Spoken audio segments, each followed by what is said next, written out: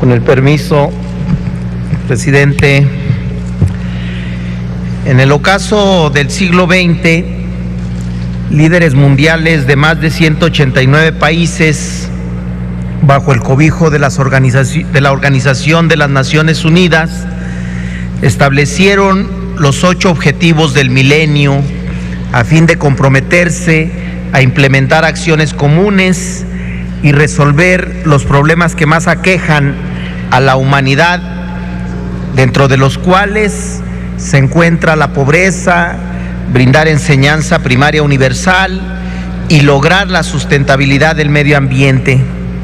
A la luz de 15 años de haber sido establecidos dichos objetivos, en el documento Objetivos del Milenio, informe del 2015, la ONU ha dado a conocer algunos de los logros alcanzados en 15 años de implementación de dichas políticas internacionales. Por ejemplo, en materia de reducción de pobreza extrema, el informe señala que en las últimas 2 décadas el número de personas en esta condición ha disminuido de manera significativa al pasar de 1.926 millones en 1990 a 836 millones en el 2015. En cuanto al objetivo de alcanzar instrucción primaria universal, los datos arrojan que la cantidad de niños en edad de recibir enseñanza primaria que no asistió a la escuela cayó a casi la mitad a nivel mundial, pasando de 100 millones en el año 2000 aproximadamente a 57 millones en el 2015. En materia ambiental, si bien se registran avances en la disponibilidad de agua potable entre la población mundial, pasando del 76% en 1990 al 91% en el 2015, no existen tales avances en cuanto a las acciones de los países que agravan el problema del cambio climático, como la emisión de gases de efecto invernadero. Por ejemplo,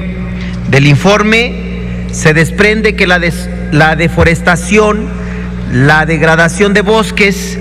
y una gestión forestal pobre liberan carbono a la atmósfera, lo que contribuye al cambio climático. Proyecta que un aumento continuo de las emisiones de gases de efecto invernadero calentará aún más el planeta y causará cambios perdurables en el sistema climático, lo que significa una amenaza de consecuencias graves e irreversibles para las personas y el ecosistema. Muestra de ello es el incremento de las cantidades de emisiones mundiales de dióxido de carbono, las que entre 1990 y 2012 aumentaron hasta en un 50%. A consecuencia del aumento de las temperaturas de la Tierra, existe evidencia que relaciona directamente al cambio climático con problemas como los daños en las cosechas, en la producción alimentaria, sequías, riesgos en la salud, fenómenos meteorológicos extremos como tormentas, huracanes.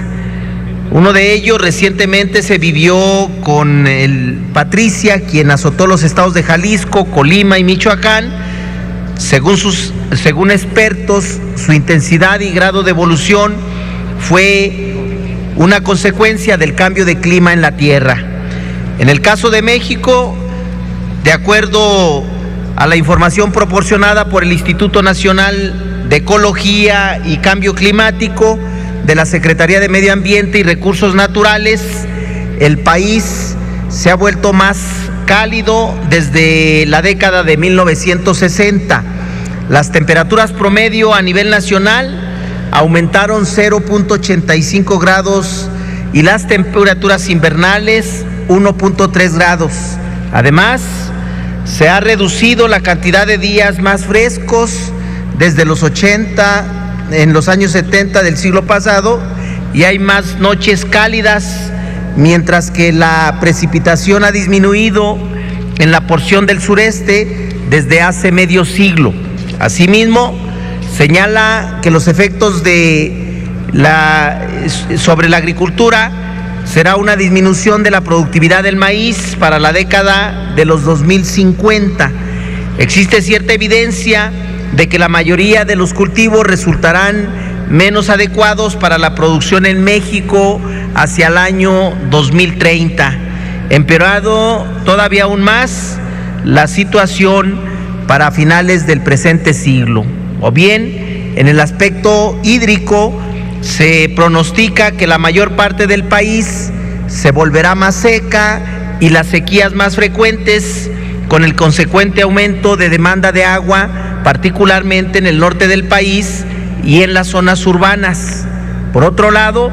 habrá regiones donde la precipitación podrá ser más intensa y frecuente, incrementando el riesgo de inundación para alrededor de 2 millones de personas que actualmente se encuentran en situación de moderada o alta vulnerabilidad ante las inundaciones y quienes residen en localidades menores de 5,000 habitantes, ubicadas principalmente en la parte baja de las cuencas, sumando el riesgo de deslizamiento de laderas por lluvia. En este sentido, respecto de la percepción social acerca de las causas y consecuencias del cambio climático, la situación no es distinta. Un estudio realizado por el Centro de Estudios Sociales y de Opinión Pública de la Cámara de Diputados señala que 8 de cada 10 entrevistados dicen que el calentamiento global es una amenaza muy grave para México. 9 de cada 10 dijeron que el clima del país se ha hecho más impredecible en los últimos años, mientras que solo 3 de cada 10 personas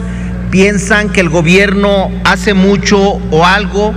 por el clima, y por el contrario, 7 de cada 10 personas responden que la autoridad federal hace poco o nada frente a este problema. Es decir, por un lado, la ciudadanía identifica al cambio climático o el calentamiento global como un problema importante de atender. Sin embargo, pareciera que no logra asociar las actividades cotidianas de cada persona con la magnitud del problema y las consecuencias que pueden significar para el equilibrio del planeta. Dentro de la Estrategia Nacional de Cambio Climático, se enfatiza que la adaptación debe ser un componente central de cualquier esfuerzo de combate al cambio climático, y para ello, a través del Sistema Nacional del Cambio Climático previsto en la Ley General del Cambio Climático, se busca coordinar esfuerzos para enfrentar de manera conjunta la vulnerabilidad y los riesgos para el país ante el fenómeno y establecer acciones prioritarias de mitigación y sobre todo de adaptación. Por lo tanto, promover acciones encaminadas a educar a la población sobre la adaptación al cambio climático es de vital importancia. Para ello, es importante pensar a largo plazo.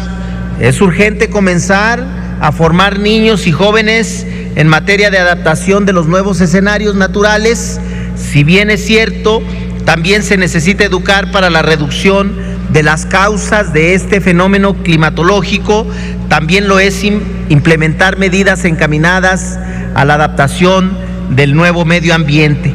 En este sentido, el objetivo de la presente iniciativa